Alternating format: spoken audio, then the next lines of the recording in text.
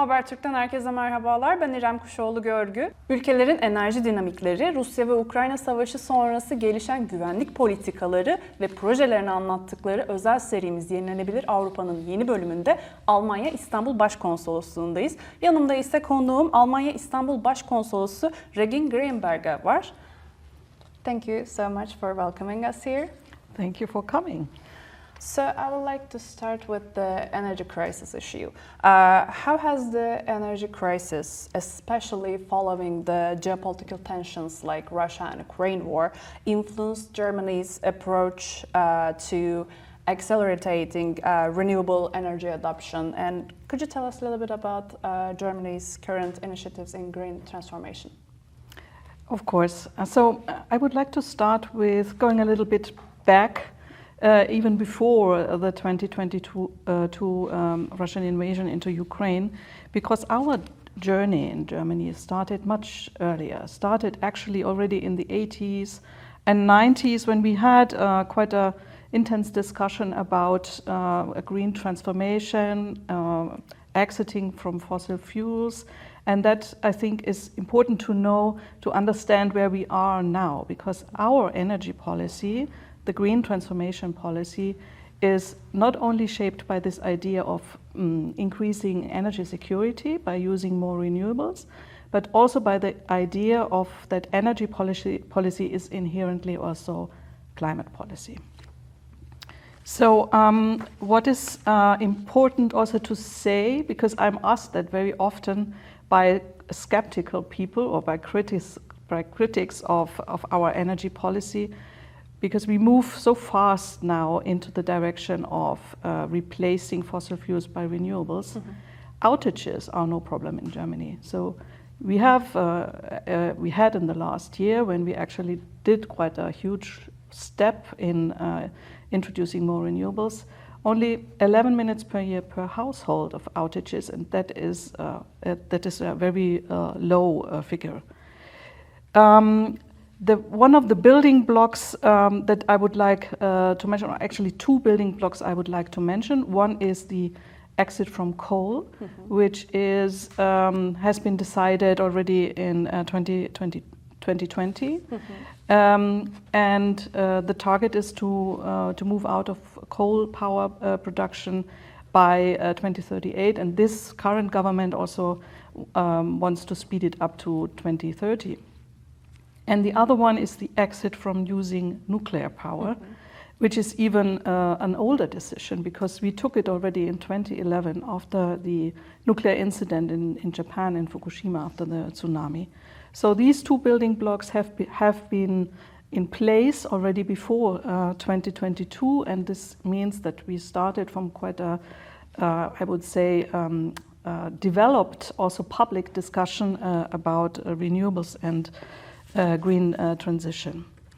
In 2023, we had a law, it's called the Renewable Energy Sources Act, and this law now really defines the expansion of renewable energies with the goal of the Paris Climate Protection Agreement. So this means reducing global temperature rise to 1.5 degrees Celsius compared to the pre-industrial age. And according to this law, the renewable energies should cover at least 80% of German electricity consumption by 2030 already. So twice as much as in 2021. And the higher demand for electricity due to increasing electrification of industrial processes, but also electrical vehicles and heat generation and everything is already included in this higher share. And the measures that have been taken until now are really working, because at the end of last year we had almost 60% of electricity in Germany that came already from renewable energies. And this means that the dynamic expansion, especially of solar and wind power, we will talk about mm-hmm. that perhaps a little bit later, achieving this target is already in sight. So perhaps let me add one thing why we think this is necessary. So it's not only about energy security, but also about climate protection. There was a emissions gap report prepared by the United Nations Environmental Programme, just presented last week, I think. And it stated clearly and again that we are far off the path that we should have reached by now. The report is titled "No More Hot Air," and it says that if we go on the track that we are now, we will reach 2.66 to 3.1 degree Celsius more than actually agreed on. And we all know what that means. I mean, this means also here in Turkey, because this is a country that is especially prone to climate disasters. It means droughts, it means flooding, it means summer heat, it means lack of water, also for agriculture, wildfires, and this is already a problem and it will become worse. It's also an economic problem, so not only damage to the environment, but also economic problem, because it might also, the damages might also mean considerable increase in GDP reduction. And that is also something that we have to talk about between Turkey and Germany. It also means that climate risk induced migration will severely increase if this goes on like this. So now you asked about German initiatives, and I would like to start with wind and solar power plants. There are various laws that help to promote wind and solar power plants. And it's important that it's laws, because this means mandatory targets and also mandatory instruments also for the governments to use to increase the pace of the expansion of renewable energies. So the targeting is one thing, but then also, you know how Germany is. We have a lot of bureaucracy. One part of this legislative package is also about accelerating the planning process. And this means, for example, issuing the permits for these power plants more quickly. And this is something where we have really did our homework in the past year. So for solar energy, the photovoltaic systems are really booming. It's the same as in Turkey, but in Germany it's really booming. Currently, and I'm reading the number just here, 34 football pitches are currently being installed in Germany every day. So a photovoltaic surface the size of 34 football pitches every day. This means that the expansion target was already reached in the beginning of May, and this means that this bureaucratic acceleration process really works. Another building block is the heating of homes, of private homes. This is also something that has to be adapted. And there is another law, it's the Renewable Heating Act, and it says that all new heating systems must be powered by renewables, by 65% of renewable energy by mid-2028 already. This means for house owners like myself that we really have to think about how to refurbish or renovate our homes, because we cannot go on with the heating systems that we have at the moment. We have the possibility as homeowners to receive public funding. Up to 70% of the costs of private heating will be covered. So this is another important initiative.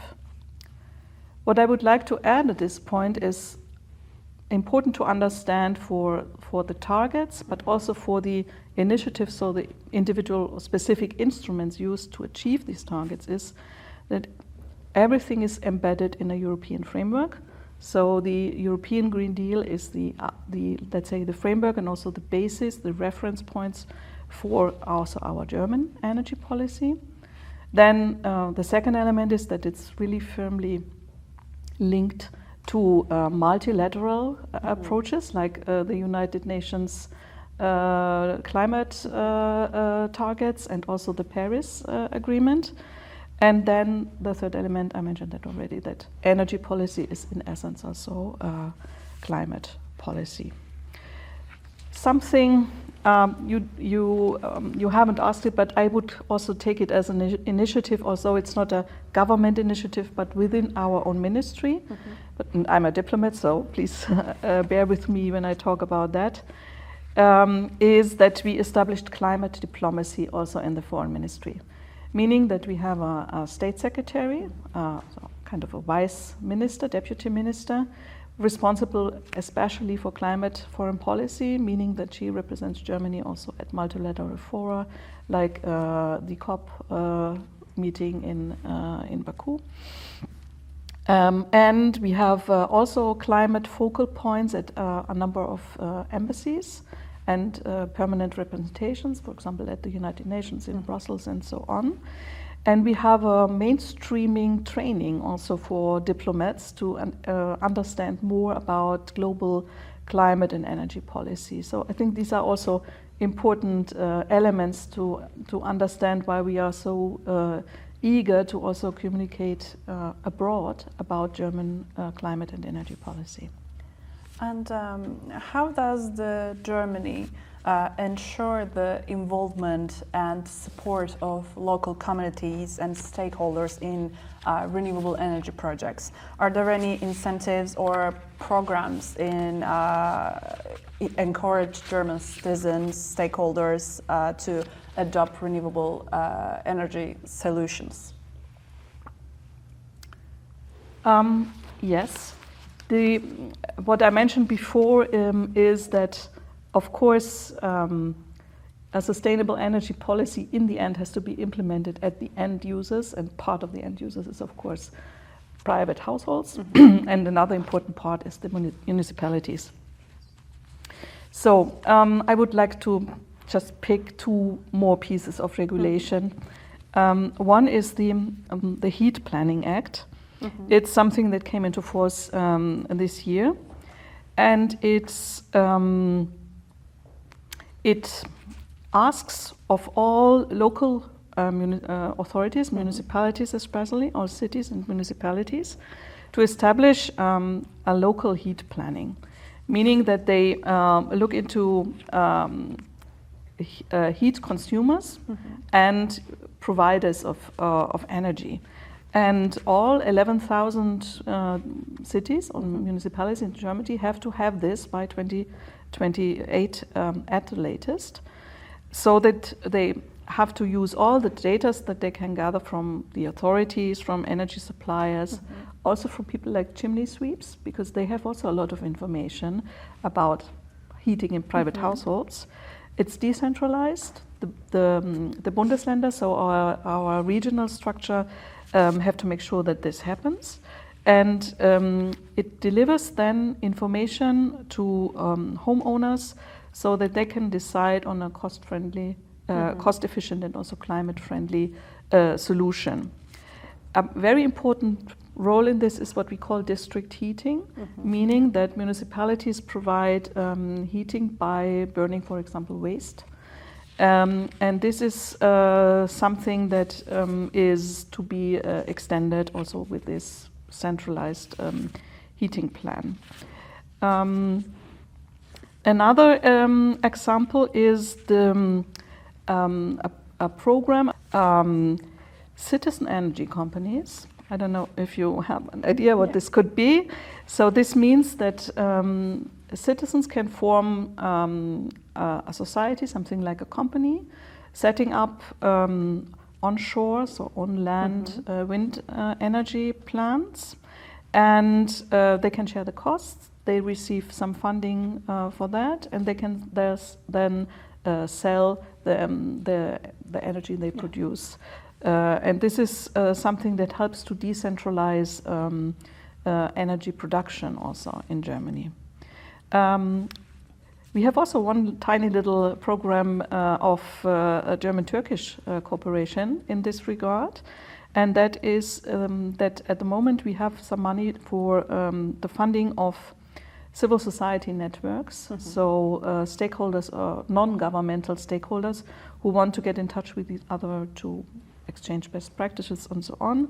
And there is a funding of 600,000 euros for 2 years for creating this network. And I would also like to ask you about the hydrogen project. Germany recently approved plans for the construction of, if I'm correct, 19 billion hydrogen network, and plans to establish a core hydrogen network by 2032. How do you envision this project to contributing to the country's energy infrastructure? Well, hydrogen is one of the main elements needed to transform the German industry to a renewable-based industry, and the objective is to have industry also climate neutral by 2045, and the only way to do this is by using hydrogen. And we are speaking always about green hydrogen, so not something that is produced by with using again fossil fuels, but only green hydrogen is in the plans. What you said, this hydrogen network and also the funding for it, it's meant to accelerate the market ramp up for the use of hydrogen. So there are some elements that are perhaps important to mention, except building the actual core network, and that is that there's also meant to remove obstacles for the authorization of such projects, and we also updated the national hydrogen strategy last year to double the target for domestic electrolysis capacity for the production by 2030. The hydrogen strategy has basically four objectives. It should establish the availability of sufficient hydrogen. It should expand a hydrogen infrastructure. It should establish hydrogen applications in industry, transport, and energy supply. And it should create also a good legal framework for all of these activities.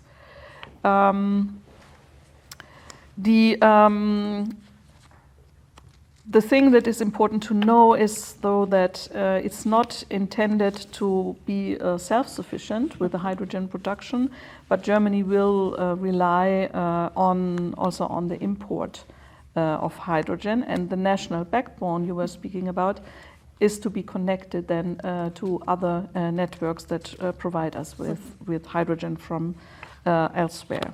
And there is also a memorandum of understanding with Turkey about the cooperation on green hydrogen. That it's 2 years old already, but I think it's a very good basis to really ramp up production.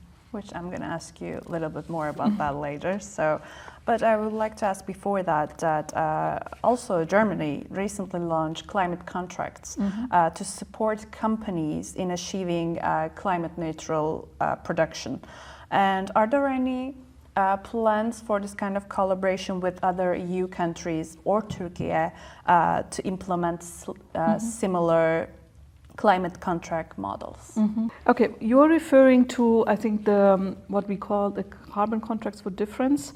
It's an instrument that tries to incentivize transition of companies towards green energy with at least the least bureaucracy and also the least public funding possible, which means that the company and the government agree on a minimum price, and if the market price falls below this agreed price, then there is the contract kicks in, and then there is this co-funding of the investment.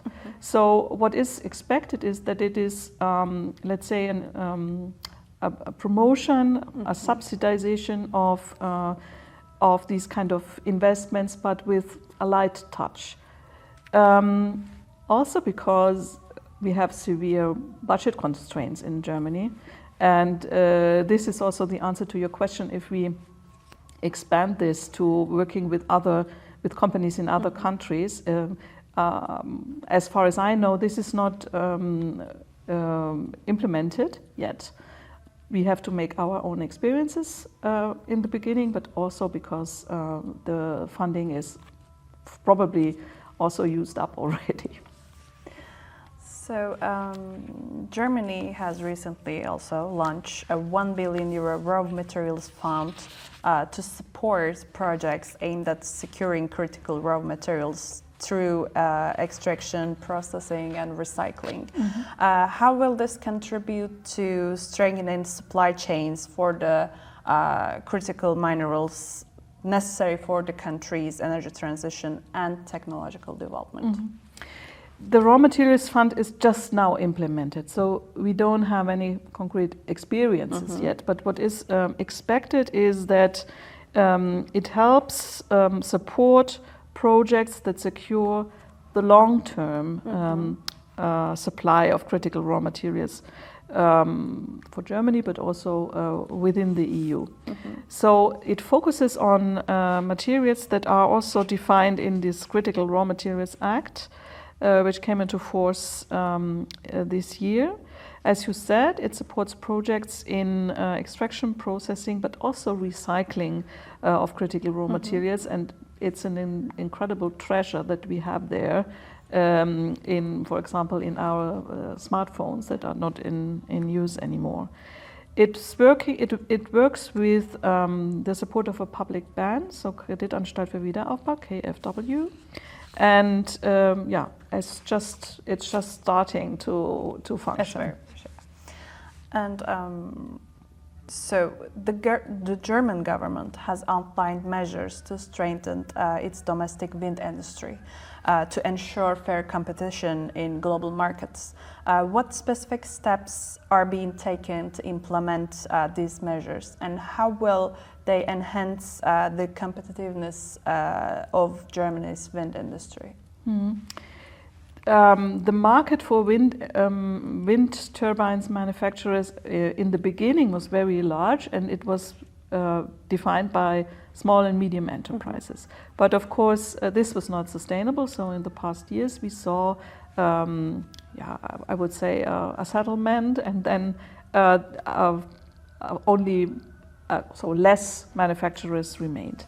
We still have some in Germany, and we also want to make sure that they are able to cover the market demands that we expect. Also, by when we ramp up renewables in our energy mix, we also need wind turbines to play a role there.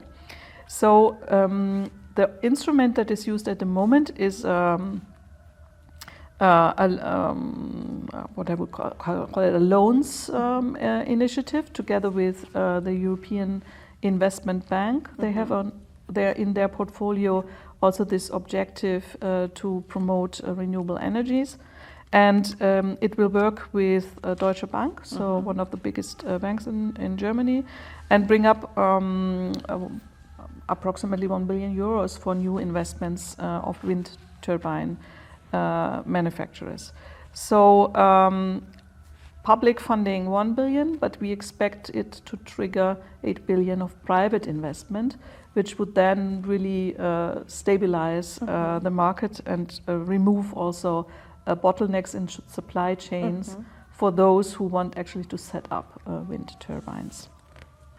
And also like to ask you about China, and how does Germany plan to reduce its dependence on China in critical areas like better technologies during this transition to clean energy, and what alternative sources or strategies are being considered to minimize this dependency on China? This is a question that I shouldn't answer only from the point of view of energy policy, because we, also as foreign ministry, came up last year with the China strategy, and the characteristics of this China strategy is that it has a very holistic view. So it looks not only at dependencies, but also on connections, joint interests, and it summarizes, the strategy can be summarized by saying that China is at the same time partner, a competitor, systemic rival. So we always use this these three pillars of the strategy.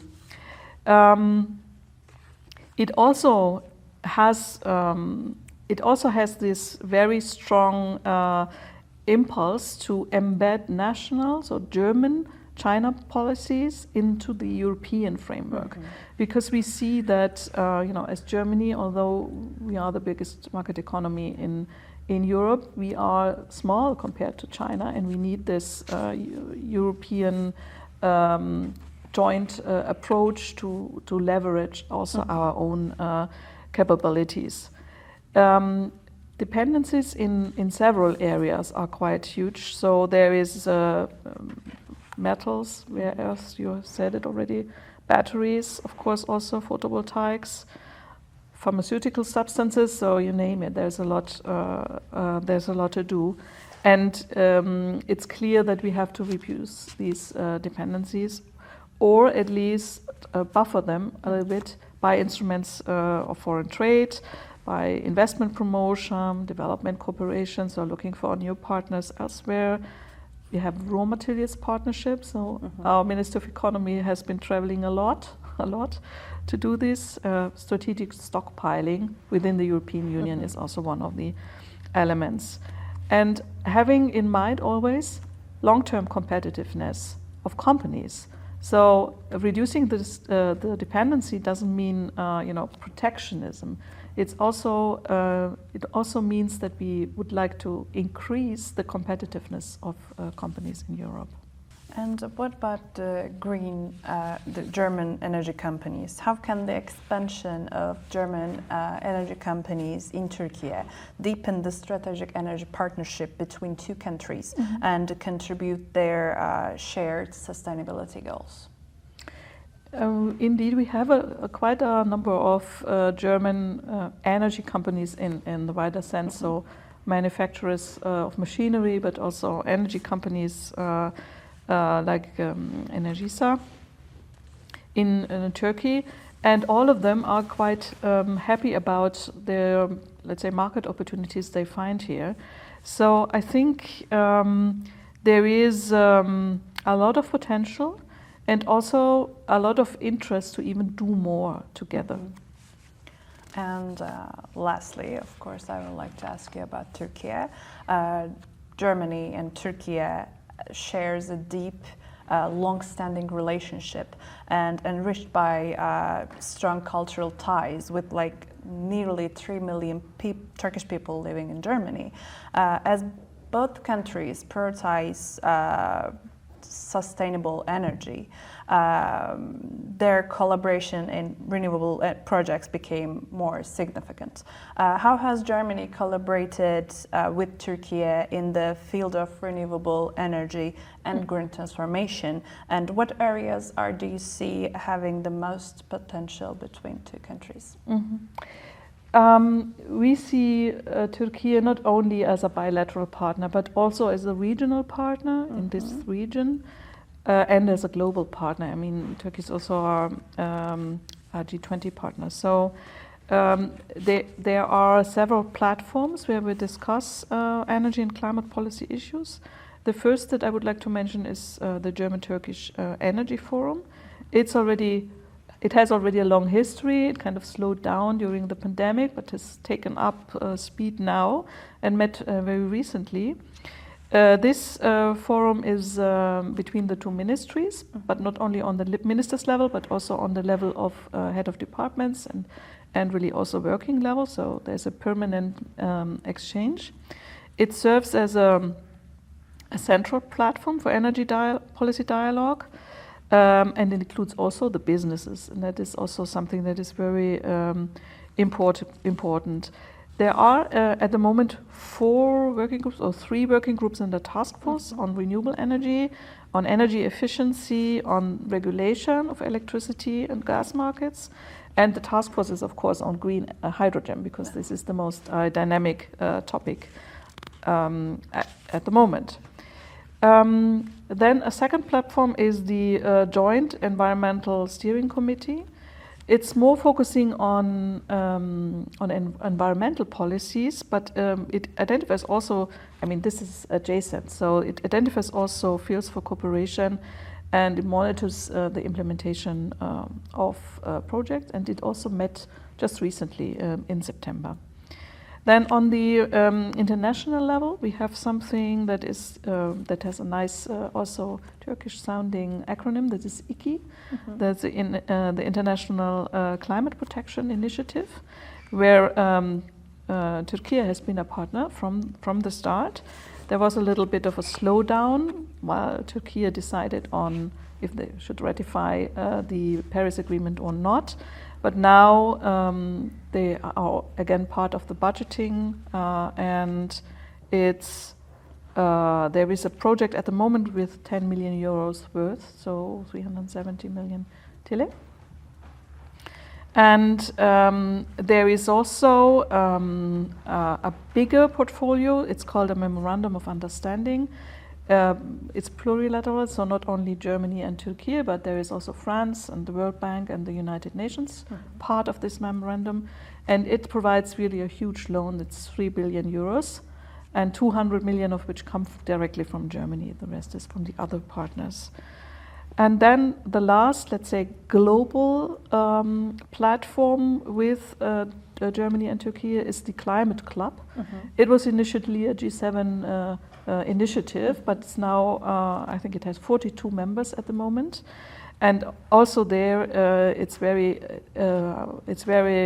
good that Turkey is now a member, being the 14th global emittent of greenhouse gases.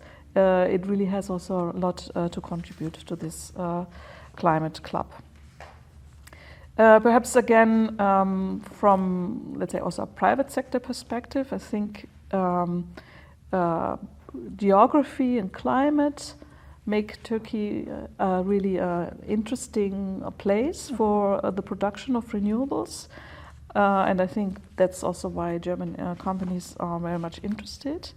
It also, of course, it depends a little bit on the, let's say, the economic outlook for both countries, on the speed and pace of green energy transformation, and also if there is a reliable political and legal framework for both sides. Thank you so much for welcoming us here once again and these important questions and answers. Thank you.